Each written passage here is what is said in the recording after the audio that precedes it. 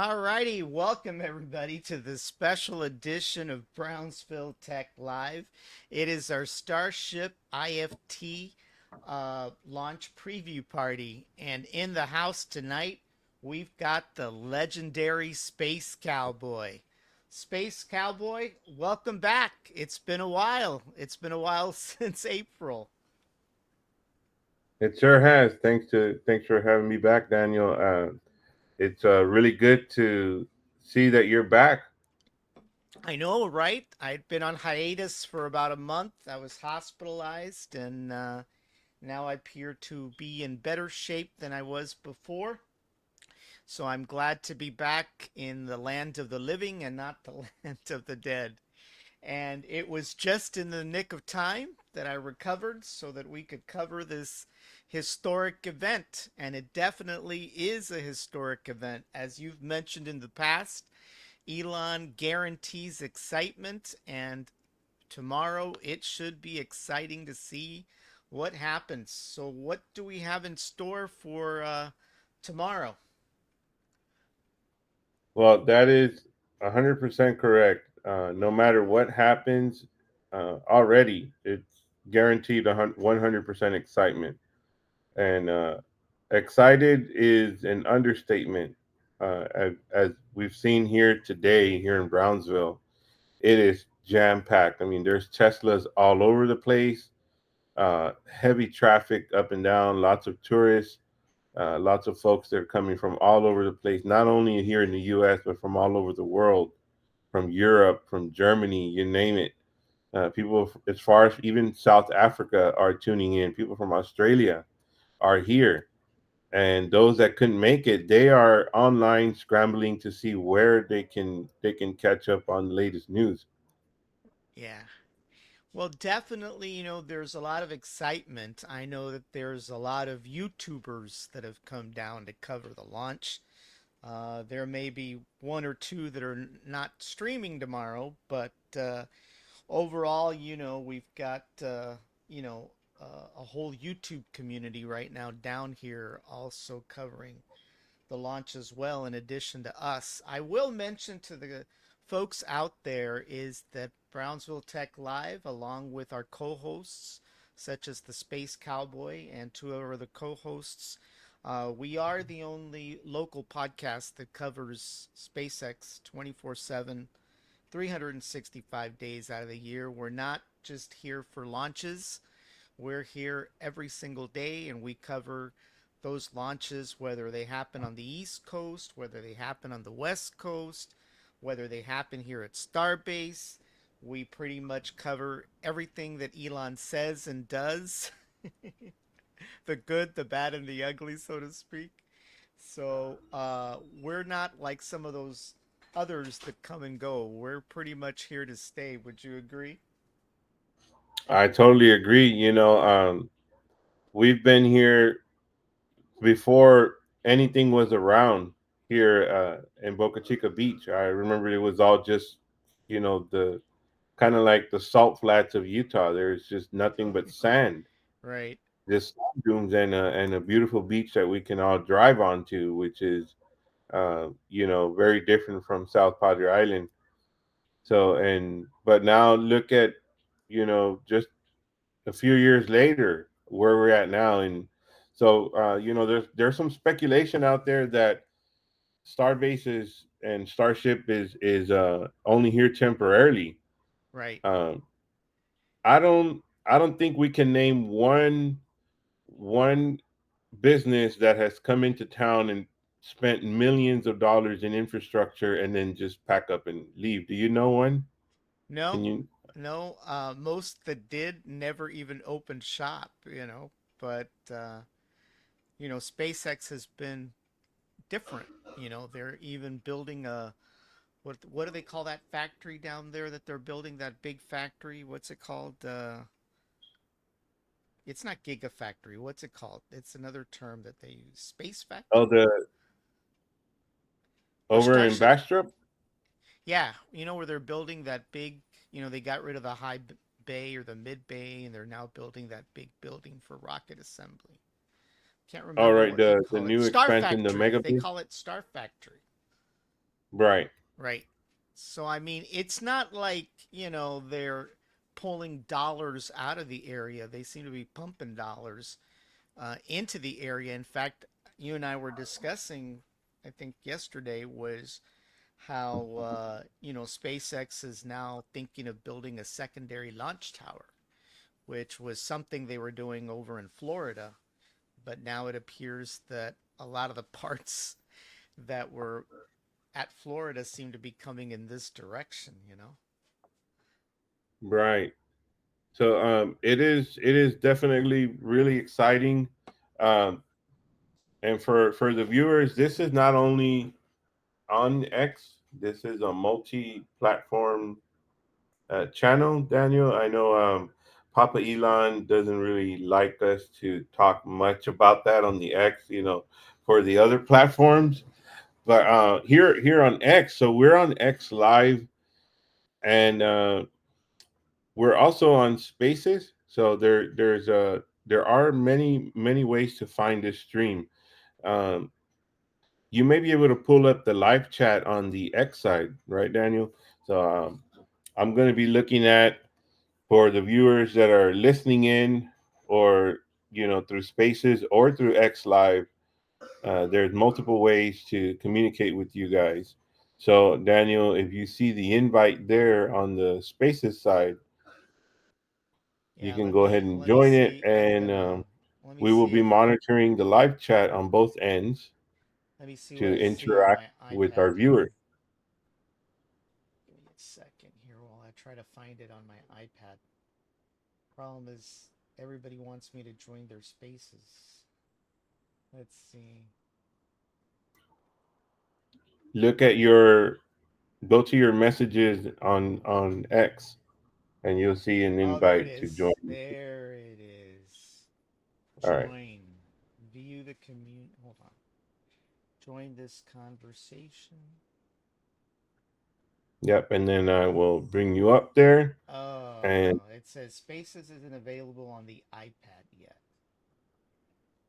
Bummer. mm, yeah, unless you can log into through an alternate device, you'll be able to pull it up there. Well, I So could do it over the Android phone that I have, but the Android phone doesn't transmit audio, it just transmits the screen.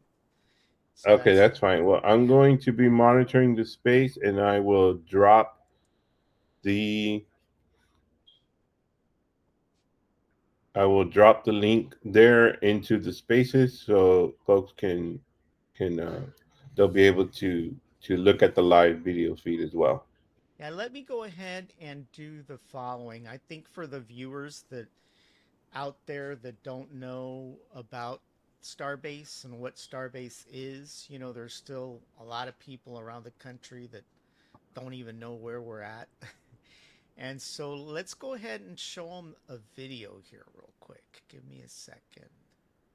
Sure. So, welcome once again to all the viewers on all the social media platforms out there. Welcome to Brownsville Tech Live with your host Daniel and co-host Space Cowboy. So, just for those that may be just tuning in again, they're like, okay, what are we watching? All right. Well, what we're going to show is for those viewers out there that don't know where Starbase is located at the tip of Texas on Boca Chica Beach. It's about 22 miles east of Brownsville, Texas. Starbase is the research and development facility for the Starship heavy launch vehicle that is scheduled for lunar and Mars missions in the future. So, what we're going to show is a video that was produced by SpaceX, and we're showing this as courtesy from SpaceX that kind of gives people an idea of what Starbase is all about and what's been happening. So, here we go. We'll go ahead and play it.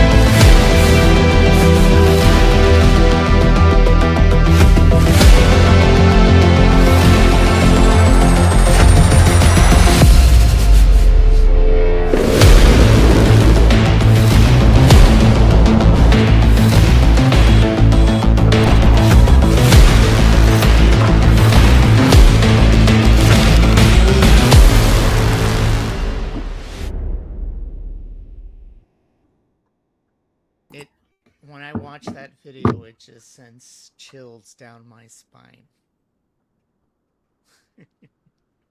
It sure. I mean, it's one of those kind of videos that they just never get old. You know, especially if you connect it to like a surround sound system on a big screen at home. Yeah, You know, go and get some popcorn and kick back and enjoy the view of a giant starship taking off. You know, it's just how many times have you gone back to watch the first test flight? yeah, You know, and you see the concrete pad disintegrating within seconds. You know, and boulder size. You know, almost about the size of a smart car getting launched. You know, up in the air and toward into the beach. yeah. I mean, it's just totally amazing how far, Starbase has come from its inception, in 2014, you know, if you recall, when the first launch of what do they used to call it? The water tower?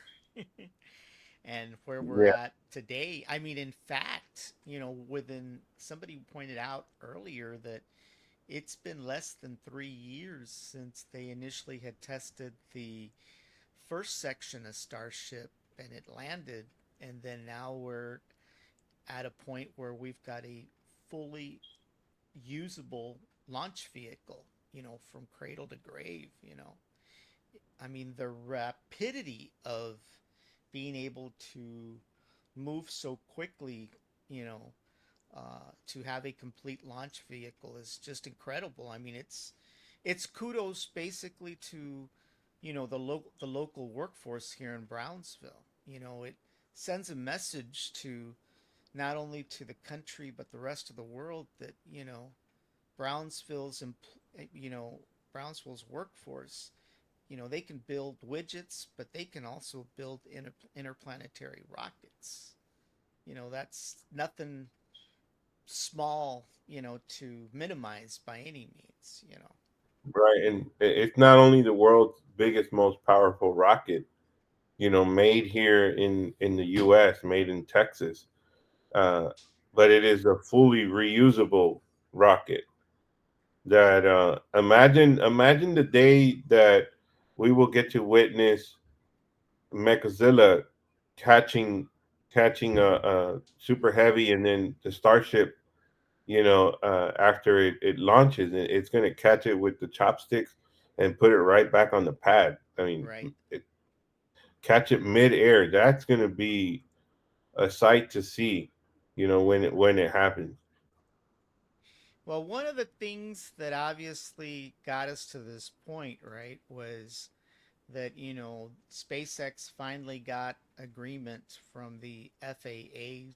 They were granted the license. And it wasn't easy. Obviously, I believe somebody mentioned that there was 1,000 modifications that were made.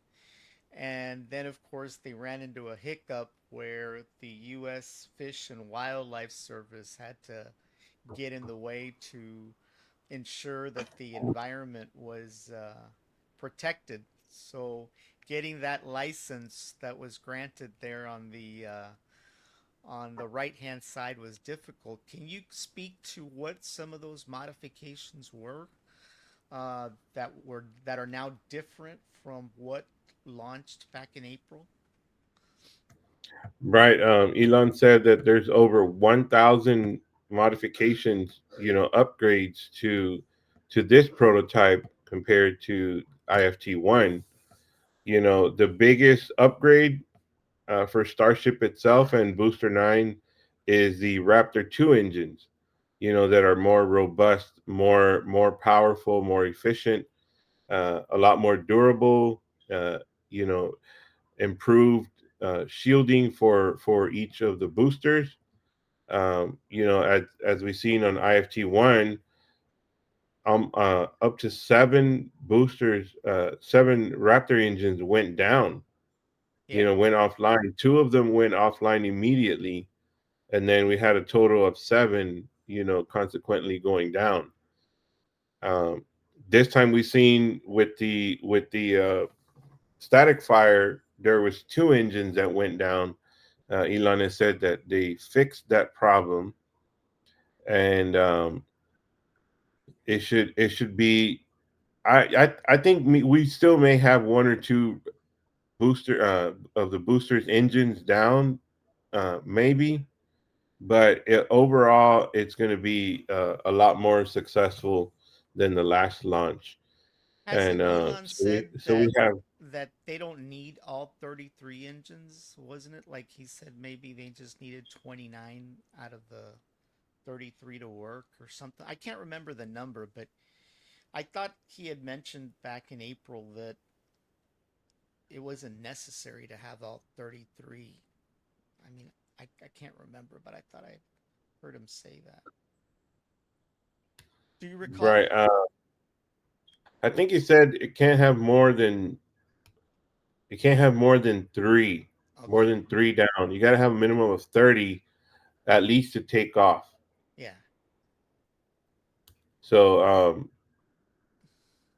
there's so many changes other than now that we have the Raptor 2 engines, but they got rid of the hydraulic system for the gimbaling engines on the booster.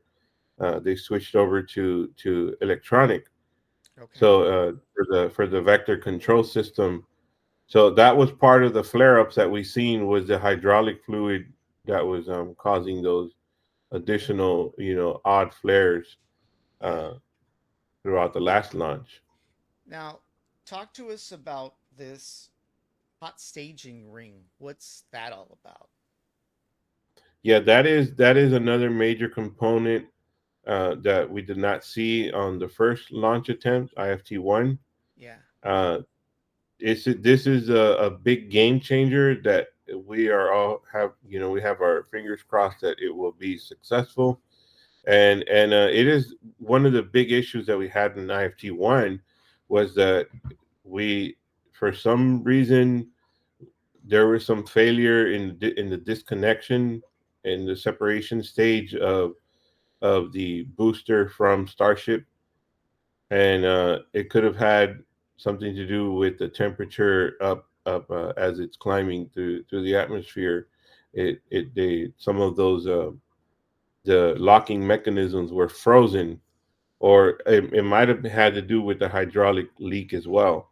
So that's going to change, with this new method that Elon's been talking about, is that not to stop thrusting. Right. So the fact that the booster 9 will power down as it's of course as it's reaching the max q, and but it won't completely shut off. It will still continue to thrust. It would just be powered down, and at the same time the the the engines on the Starship, which is stage 2, will ignite, and it has, you can see that the hot staging ring has some ports on it. uh, so they will ignite, the engines will turn on, and it will continue thrusting for a few seconds, and then it hopefully we will have a successful stage separation. Yeah, because So that's and one of the things that didn't happen, right?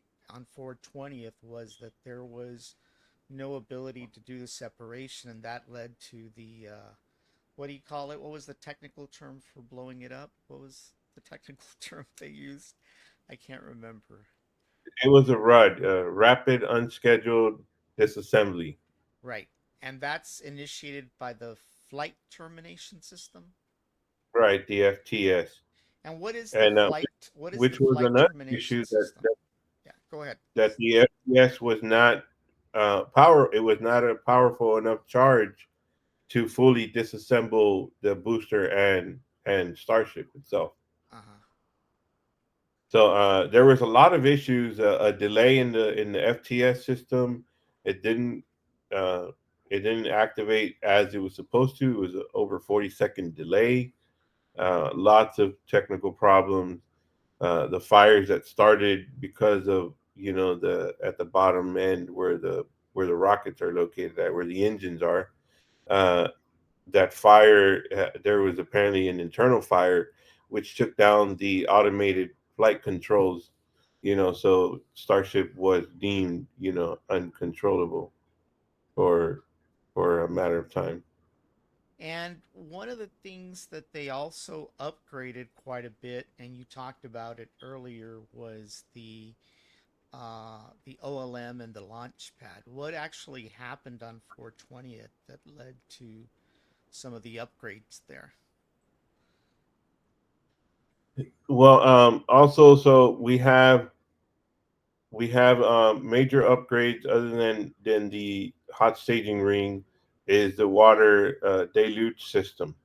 The launch pad. The launch pad was disintegrated, Uh, as I said earlier. The concrete pad was completely obliterated, gone within seconds.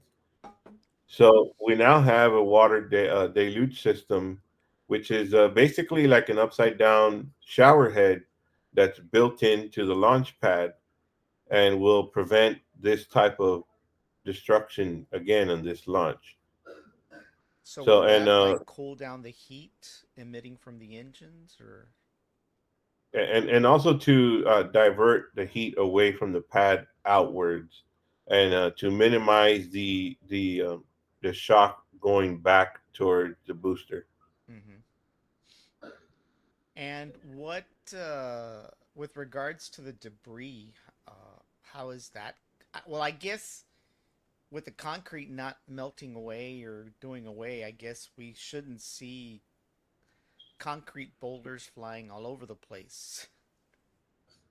I would think. Yeah, yeah. To have boulders the size of smart cars, hurled from the pad towards the beach. I mean, it was just a sight to see. I mean, it kind of looked like Armageddon, Yeah. you know, uh, pouring down toward Boca Chica Beach. Yeah, in So, fact, I believe when we did our after lunch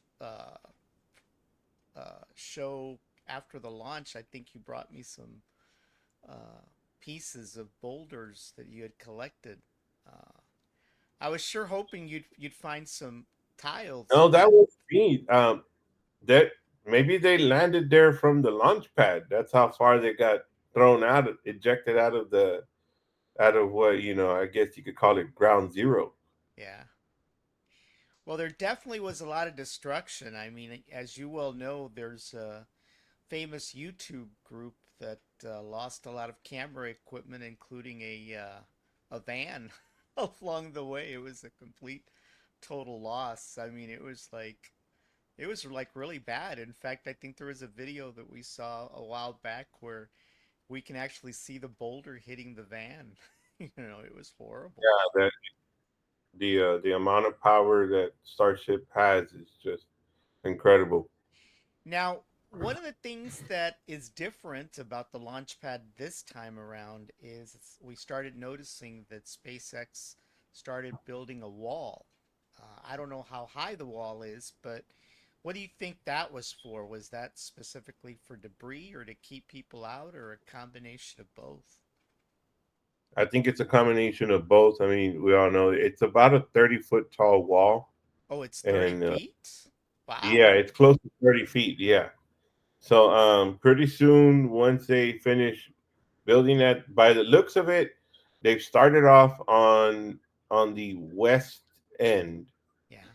uh, opposite of the shoreline. Yeah. So it's over by where Starhopper is at, and then it's going to wrap around towards the Rio Grande River, and then around the beachfront side, between the launch pad and the sand dunes, Yeah. where so at 30 feet tall, it's going to be difficult to get some good video, moving forward once they're all done. Do you You think know, that uh, maybe also it'll help with any kind of storm surge from a tropical storm or a hurricane?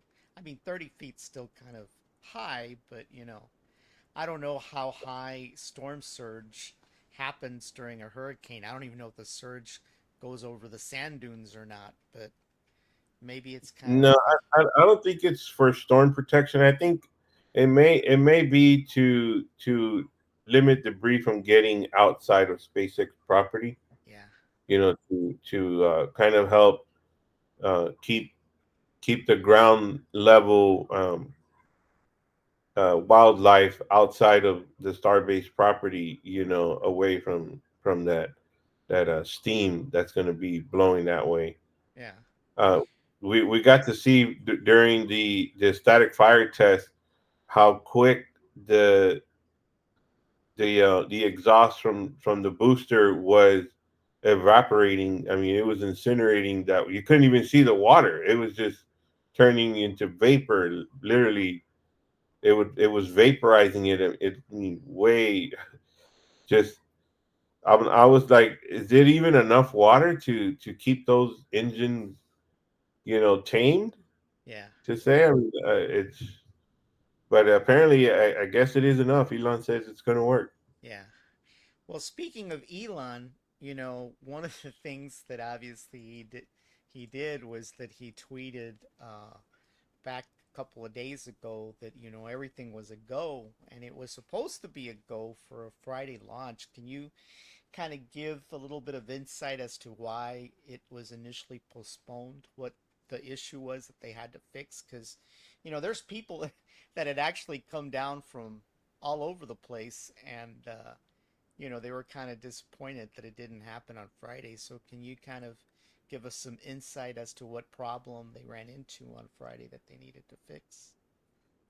Yeah, I think we could all appreciate this extra 24-hour window to kind of have a little extra time to get ready.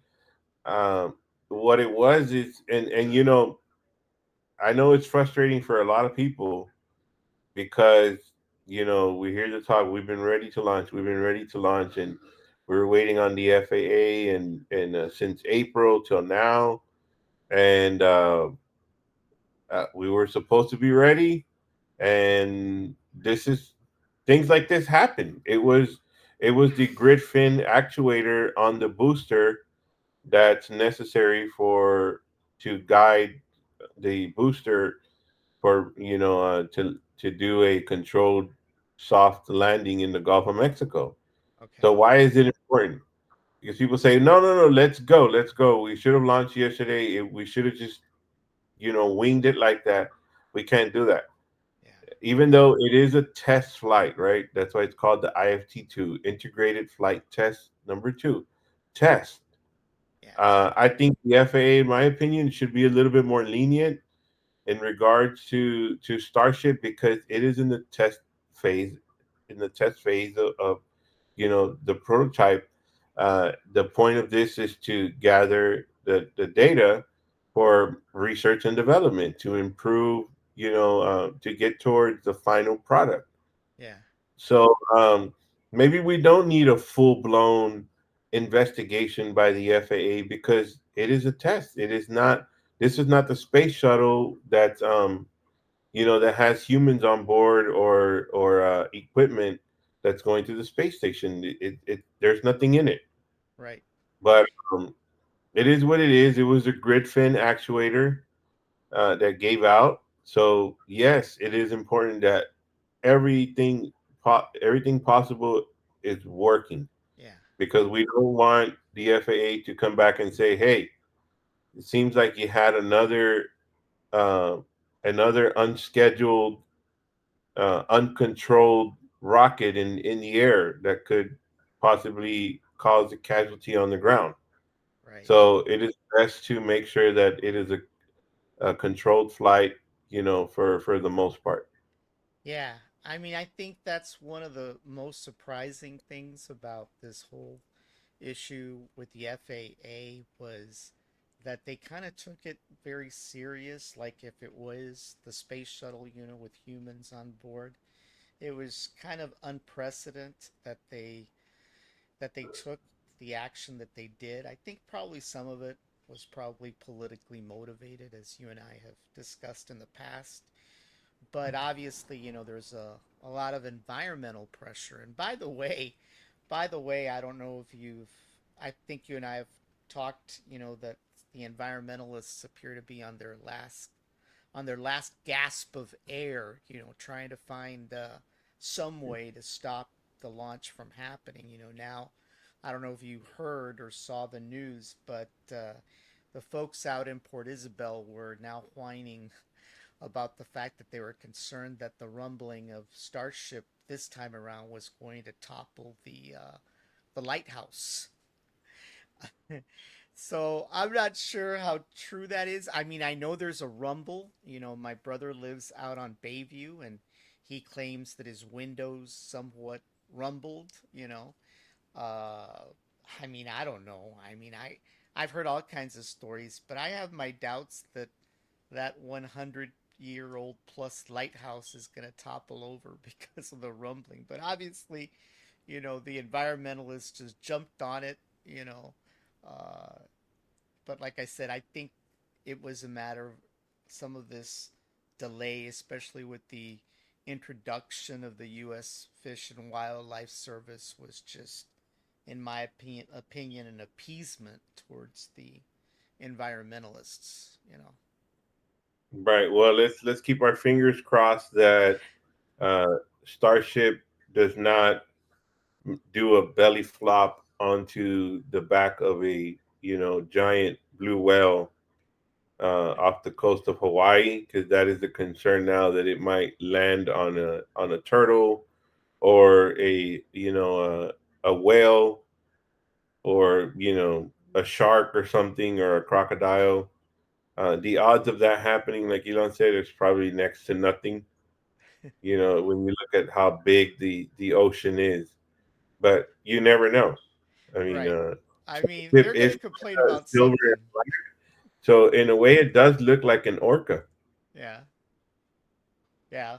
Well, definitely I know that they're trying. I mean, they're definitely trying to find whatever excuse. You and I talked a few days ago about, some story coming out of some northern outfit that was saying that Starbase employees were falling off of the tower and that they were not being reported to OSHA. I mean, give them credit.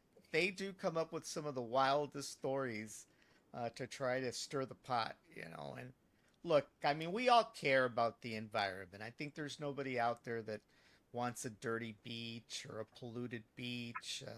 We definitely, care about wildlife, but just stopping something for the sake of stopping it is what these people are up to. It's just crazy some of the things that they come up with. You Right. know. Well, it will be exciting. Uh, I think that this time it may go all the way to Hawaii, and we'll have a successful stage separation. The booster will do a boost back and land in the Gulf of Mexico, and Starship will make its way over towards Hawaii, and it will do a splash land. But So that's what we're seeing here on the screen is what you're describing, right? That it takes off right, from Boca Chica. right. So, one of the big questions out there, and welcome to the. I see some listeners tuning in to the X Live. I can see you guys there in the chat. Thank you for joining. So a lot of the biggest question is who will be able to see this launch, other than the folks here in South Texas. Uh, there may be a chance for any of the states along the Gulf Coast, like Louisiana, Alabama, and Mississippi. Along the Gulf Coast, they may be able to see Starship as it's hurling through the Earth's atmosphere on the way towards Hawaii. The trajectory there will be it'll be from here across the Gulf Coast, the Gulf of Mexico. It will thread the needle in between South Florida and Cuba, and it will go through the Caribbean over towards the southern part of Africa, and then just north over Australia towards Hawaii, and make a splash landing about 200 miles off the coast of Hawaii. Now, is Uh, this when the Starship portion separates? Is that going to be suborbital or orbital? yes, that is the point where it will be suborbital when the stage separation happens. At least that's what we hope. And hopefully the hot staging ring will work. And there is a chance that upon ignition of the Starship engines, that the hot staging ring may not work, and it would cause the booster to blow up. But keep in mind, folks, that if there is an anomaly detected, the FTS system will be activated, and it will be a RUD, a rapid unscheduled development. Yeah, So, what is the purpose of this? Is to minimize the risk of any damage or casualty on the ground, yeah. potentially. Now, when that flight termination system initiates, is that like automatic or is it done by mission control? That is done. Uh, it is through mission control with they're monitoring it every step of the way. Yeah, But it is for the most part, uh, once it takes flight, that the automated systems are on board monitor that, and when it detects an anomaly, it will activate. yeah, It does not need to wait for the control center to activate it. yeah, yeah. So, with regards to the launch tomorrow, what is the schedule? When is when are we supposed to? I mean, obviously, you and I are going to be up probably by 5 o'clock in the morning, getting ready to get the streams going and everything. But for those people out there that are, planning to be out on the island, what is the earliest that they need to be out there so that they can get into Isla Blanca? Have you heard what times people need to be out there? Yes, for those that are coming in person here to Brownsville, Texas, Isla Blanca will be opening. Last time it was at 4 a.m. I believe I heard now it's 5 a.m. They will be opening the gates to Isla Blanca Park at 5 a.m. I think that this year is going to be a lot more. There's going to be a lot. Well, during this next launch, Mm-hmm. there's going to be probably double the amount of people from the last time. And So what is get the here best? early. Yeah, what is the best place to watch it? I mean, once you get into Isla Blanca, what is the ideal spot to watch it? Anywhere along that area of the amphitheater, along that coastline there at Isla Blanca, any spot there towards the jetties is a good spot. Mm-hmm. Um, there are other locations. People may have to look for alternate locations if they can't get into the island. Yeah. Just maybe anywhere else off of Port Isabel. What about boats? Can people go out on their boats? I think you had Oh mentioned to yeah, me the last time that it was forbidden or something like that.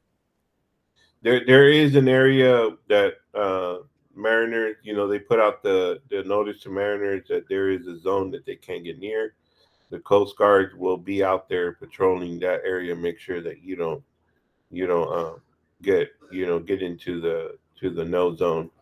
Yeah. But from what I've seen from the last launch is that most of the people on the boats were hanging out there in the channel. Yeah. And because I saw a few ads this week, there's some quite entrepreneurs out there that were actually out there advertising like $100 for a lunch cruise or something like that. I mean, I don't know how far or how near they were going to get there, if there's only a certain place they can go, but I got to hand it to them. They were definitely up there charging 150 bucks for hopping on a boat or a pontoon or something. What about some of the other areas? We know of other people that attempted to kind of sneak their way through the ports, and we definitely know that one of the ideal spots that was obviously discovered was actually viewing it from the Mexican side. Can you talk a little bit about that? Oh yeah, it seems like hands down, uh, Mexico has come up big in a way that they do have the best view of the Yeah, launch. Period. It is just the way it's the way the beach wraps around on their end. The Rio Grande River, it kind of curves south, so they have. It's hard to describe, but they have a very good angle, and because of where they're situated, how close you can get from the southern border, they don't have an issue with the sand blowing and blocking their view, yeah, unlike here on the Texas side. So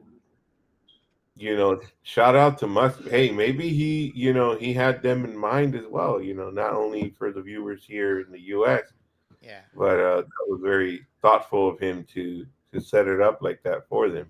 Well, one thing's for sure, I know that there's enthusiasm over here, but we were quite surprised about the level of enthusiasm during the last launch. I mean, you saw crowds on the Mexican side. I mean, they had bands and corridos out there and food vendors. I mean, they really went all out. For something that Oh, really is not really related to them, they sure made it a big deal. yeah, they sure did. I mean, they went all out with mariachis and you know I wish we could do that here in Brownsville at Boca Chica Beach, where they have all their street vendors out there. They're selling all kinds of food, drinks. I mean, all the amenities are there. They had a full blown concert. They even had a band that made a corrido for Elon Musk. I think it Yeah, was called El Corrido de Elon Musk or something like that. yeah, So yeah. Well, there is a good fan base in Mexico, and I really do hope that they enjoy the view once again. yeah. For Well, round two. you know what? I would settle for maybe convincing the Stripes Laredo Taco Company at least to donate a lot of tacos to a lot of the YouTubers that are coming down. I know that a lot of them are big fans of those tacos. Oh yeah, speaking of that, there is a brand new Stripes Laredo Taco gas station right. I mean, it can't get any more convenient. It's right on the corner uh, of Boca Chica Boulevard and 511. I mean, you gotta pass through there, fill up on gas, use the restroom before you head out to Starbase when it's open. Yeah, Starbase will be closed as of midnight tonight, so you will not be able to go out there to Starbase to witness the launch. You yeah. will be turned around right there by the Stripes gas station. Wow. So, but yes, on That's any other given day, maybe on Sunday it will reopen. You can stop by and get a taco there at the Stripes. You yeah, know, courtesy of Elon Musk and the Stripes gas station, Laredo Taco Company. That would be nice. You can get one free taco and a what how they serve the big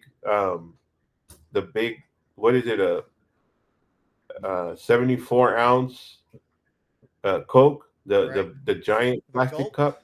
the gulp. Yeah, yeah, that would be nice. Yeah. Yeah, that would be kind of cool. So Got a what you're gas station saying, there at, so what are you you know, saying that after the launch, the Starbase is still going to be closed despite the 20-minute window or whatever it was?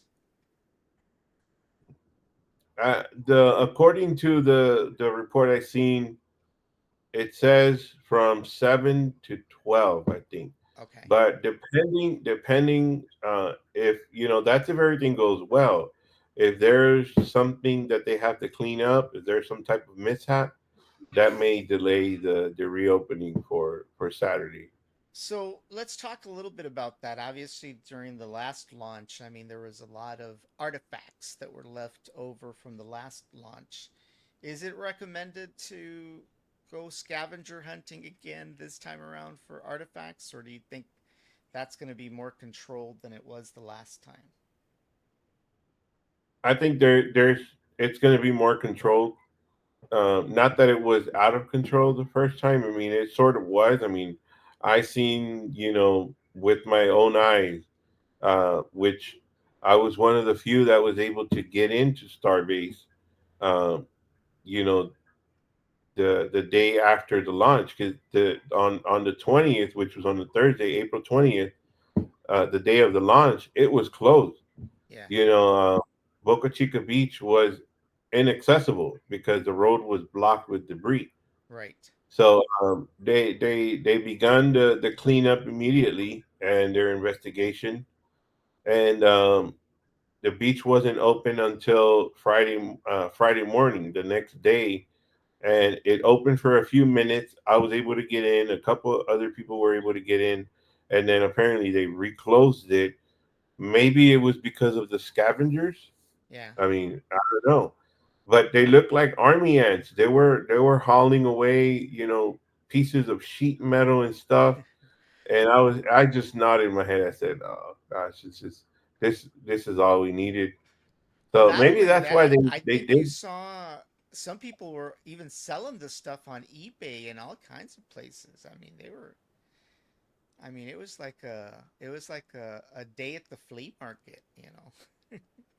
Right. So you don't want to do that. Respect the private property. Don't go past the obvious signs that say, private property, no trespassing. So and hopefully it will stay open for everyone to see. Yeah, So there is a rumor as well that Rocket Garden may close. That road that is still a public road to this day, yeah, it actually may close, and we understand. We yeah, understand that it's for the safety of the public and for Starbase for yeah. the I mean, security of you and I Starbase. have had all kinds of discussions of how we perceive that there seems to be a lax amount of, it's just lax out there. Anybody can just pretty much walk up all over the place, which is great, but in most places, especially in Florida, I think you mentioned because you lived in Florida, you told me that what was it, 15 or 20 miles, or what's the the no Like trespassing 20 zone? miles, you can't, because it's at the Cape, it's on a barrier island. Yeah, So that's all owned by the federal government. It's a military base. right, right, That's where our U.S. Space Force is located at. right. And yeah, I mean, that's one of the things that you and I have talked about in the past. Once they figure out a way how to provide an alternate method to get to Boca Chica, whether they do a loop, somewhere, to find an alternate method, I would anticipate that the original last leg of Highway 4, I think it's what, 5 to 10 miles? I can't remember. Maybe exclusive to SpaceX. I mean, they need something more permanent, than what's there now. We've talked about all kinds of ideas, whether Elon would want to employ a hyperloop access or tunnel access, or I mean, Yeah, talked tunnel would about be cool. I even talked about, an underwater tunnel versus building an expensive causeway. We just gotta we got to think outside the box when it comes to access in and out of Starbase and in and out of the island. It's not always a good thing to just settle on pylons, concrete pylons, and concrete bridges. But that's something that's not really our decision. But I think we just often, have a love affair with concrete pylons, concrete bridges, and asphalt, and that's the only thing we can do. Which I think Elon has proven that Hyperloop is a possibility. In fact, aren't they building a Hyperloop section somewhere up in Central Texas or something like that? Yes, I think they're testing. They may be testing it in Austin. I think Yeah, with the boring company. That's another company that Elon owns that bores tunnels. right, Yeah, I'm all for it. I think a tunnel would be nice. Maybe a couple. One that goes from Boca Chica, a 6 mile tunnel that will allow you to go underneath Starbase and end up at the Boca Chica access beach. right. That would be nice, and probably another tunnel to connect the Boca Chica beach to South Padre Island. Yeah, yeah. I So mean, that would definitely provide an alternate method of getting in and out of the island, you know, instead of having to concentrate on building a God knows 5 mile causeway up in the northern part of the island, which we know only benefits a city up north of Brownsville. That's the one that's pushing it primarily.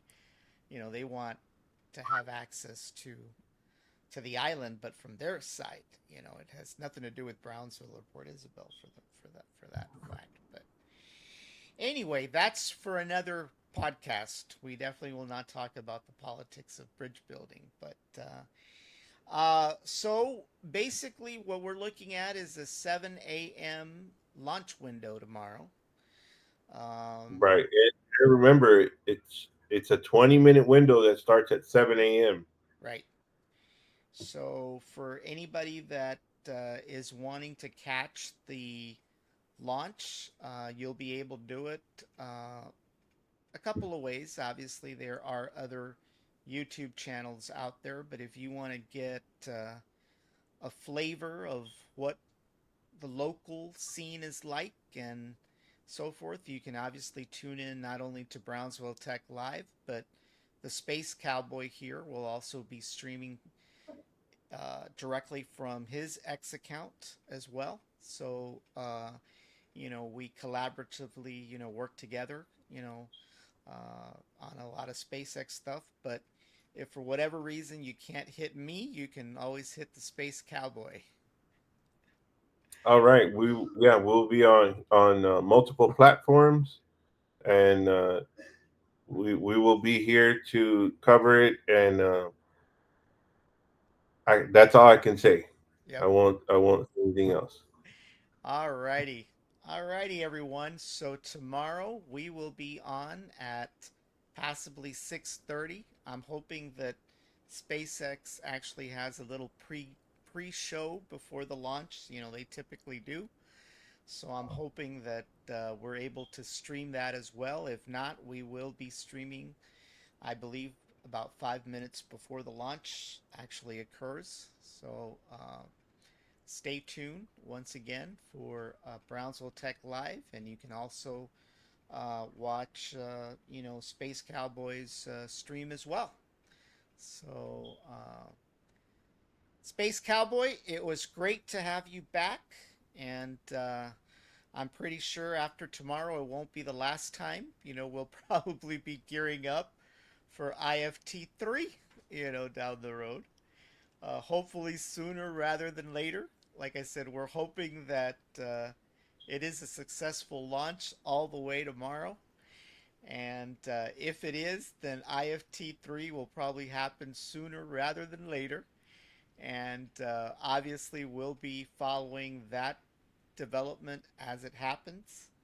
And once again, for any of you interested in any of the Falcon 9 launches, we will try to cover those as well as they occur. I will say that we won't be covering those early morning, midnight launches. Most of us have day jobs, and we just can't cover those. So we'll cover them in the evenings, and we'll cover them during the day, but can't always promise the 3 a.m. launches. You know, those are tough to do. Yeah, that's for sure. And try to maintain a job, and then work at work, and then work at home. So Yeah, you know, you know, it's one of those things that there's just never any rest. But you know, we do it for the space enthusiasts out there, and there are lots of them, and we definitely appreciate all our viewers. You know, whether they're here locally on the East Coast, on the West Coast. You know, we have lots of viewers around the world that have tuned in to our shows in the past. So we just want to let everybody know how appreciative we are uh, for tuning in each and every time there is an event. Um, Once again, you know, we are on Facebook, we are on uh, X, we're on YouTube, and we also post copies to some of the other more static platforms like Apple Podcasts and Google Podcasts and Spotify. So if for some reason you're working tomorrow and you can't catch it on the regular mainstream platforms, you can always log into Apple Podcasts or Google Podcasts or Spotify as well to catch a pre-recorded version of it. So right, and a little. I guess we can give them a little bit of what they can expect tomorrow. Some boots on the ground coverage from different angles, and stay tuned for that. And we're also trying to coordinate to have some boots on the ground in not only in South Florida, but also I'm in communication with a few people from Australia yeah, to see if they can upload some footage of Starship as it crosses over their sky. that So would be apparently, super. yes, that's gonna be the first time that you see that here on the X platform. That's what it's all about, bringing the community worldwide together on one platform, and that is here on X. So you will see that here first from viewers from South Florida all the way to from Australia. So hopefully they'll be able to see it. Australia, for the viewers tuning in that may hear this from Australia, on their end, it will be Saturday around 1 a.m. in the morning. Oh Uh, gosh. it may be actually around midnight, right about midnight, between midnight and 1 a.m. According to the trajectory flight. That's around the time that they should see it, around between midnight and 1 a.m. Uh, for us it's tomorrow, but remember they're 7 hours ahead, so they're in the future. Yeah, yeah. So Alrighty. it would be interesting to see that. Let's see all of our viewers tune in tomorrow from all over the world. Yep. Alrighty, everyone. Well, that is it for tonight. Once again, join us tomorrow starting at 6:30 for this exciting launch of Starship, the integrated flight test number 2, and we will bring it to you live tomorrow.